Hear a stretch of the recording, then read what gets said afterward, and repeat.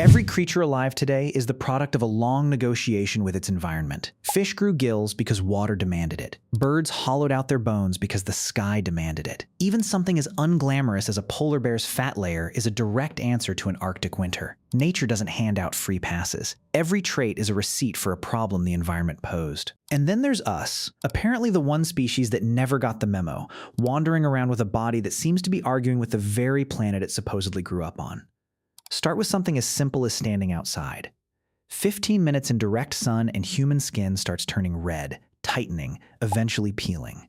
Meanwhile, a lizard can bask for hours. A dog, a horse, an elephant. None of them need a chemical shield to survive a normal afternoon. We do. We had to invent sunscreen just to coexist with our own star, which is a strange thing to have to say about the planet we supposedly evolved on. Then there's the back. Roughly 80% of people will deal with chronic back pain at some point. That's not a fluke affecting a few unlucky individuals. That's a design flaw shared by the majority of the species. Our spine is essentially a structure built for walking on all fours, awkwardly rotated 90 degrees, and asked to hold itself up against gravity all day. Kangaroos and ostriches, other creatures that get around on two legs, don't have this problem because their skeletons were built for it from the start. Ours feels more like a retrofit that never quite finished testing.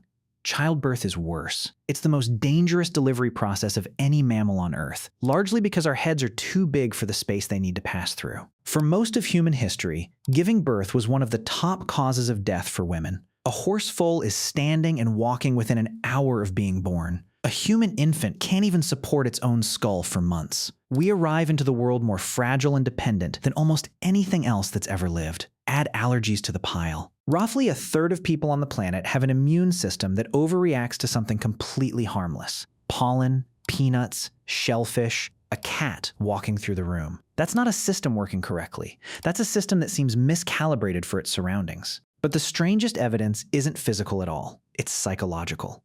As far as we can tell, no other animal walks around fully aware that it's going to die someday. Dogs don't stay up at night thinking about mortality. Elephants don't build religions to cope with the concept of non-existence. We do. We're the only species that turned the terror of death into architecture, philosophy, entire civilizations built around trying to answer what happens next. It's hard to name a survival advantage for that kind of existential awareness. If anything, it looks like the kind of thing you'd expect from a being that senses it doesn't fully belong where it landed without being able to say why. And then there's how we treat the place itself. Every other species on Earth functions inside a loop. Predators regulate prey. Prey regulates vegetation. Decomposers return nutrients to the soil. Nobody breaks the cycle. Except us. We've cleared forests, poisoned waterways, changed the composition of the atmosphere, and pushed thousands of other species toward extinction, all without slowing down. That's not really living in an ecosystem.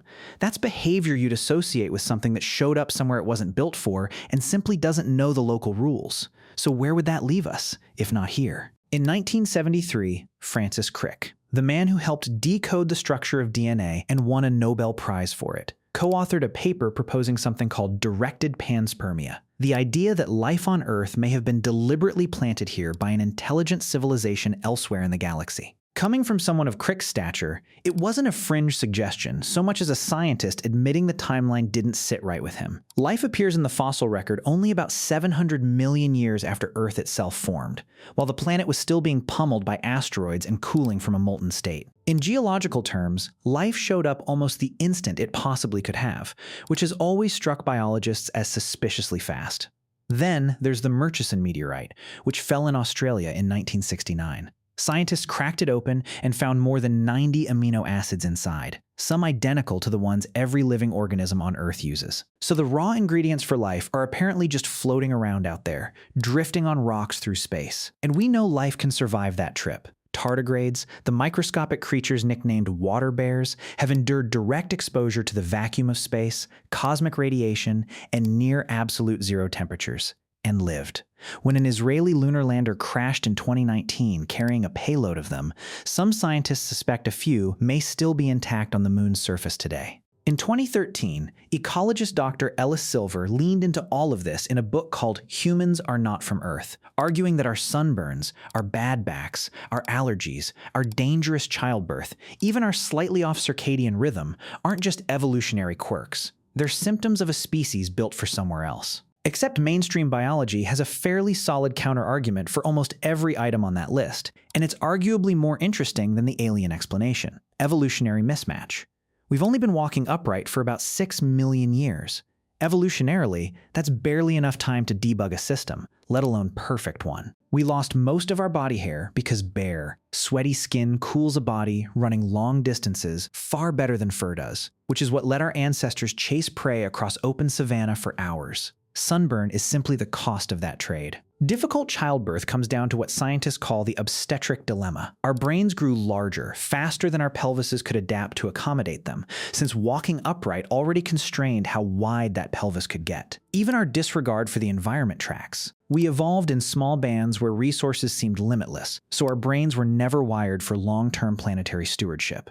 We're not invaders, just a species that got powerful faster than its instincts could catch up.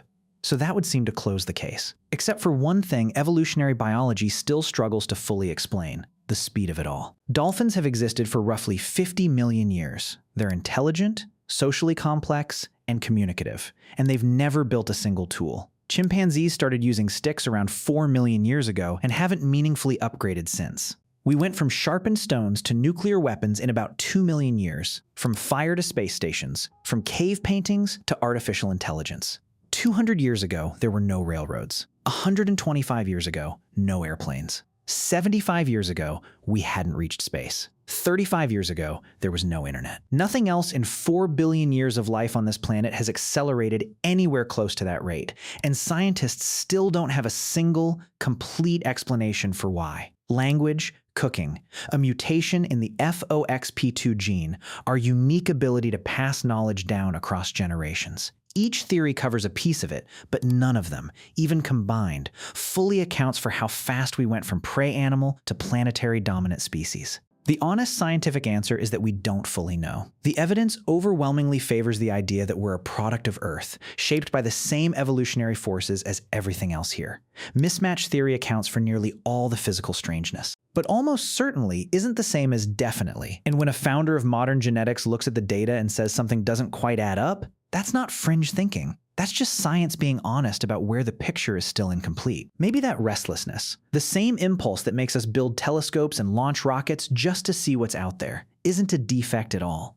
Maybe it's information. Because if we really are entirely of this Earth, then we're the strangest thing it has ever produced. A creature that burns under its own sun, aches under its own gravity, and still can't stop staring at the sky asking where it came from. And if we're not, then we've spent 200,000 years quietly trying to find our way back to somewhere we can't even name.